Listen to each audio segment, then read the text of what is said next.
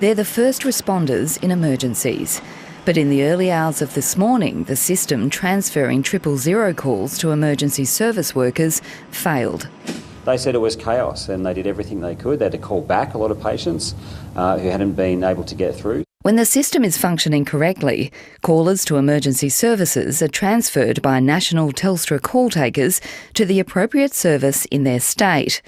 But from 3:30 to 5 o'clock this morning, Telstra call takers were forced to email contact details of 148 calls to emergency services.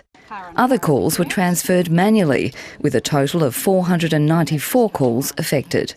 It would have been stressful for the Telstra operators who are trying to capture information and ask questions of the caller who's ringing for the emergency.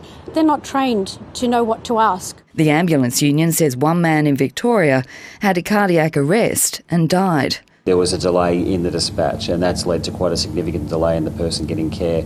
Now, whether that's a factor in the person's survival or not, we can never know. Telstra has promised a forensic investigation, saying it will review its processes. Can I just first offer my deepest apology to the family of that person and in fact to anyone who was impacted. Multiple states, including Victoria, were affected by this morning's outage, but Telstra is not saying where else it caused problems.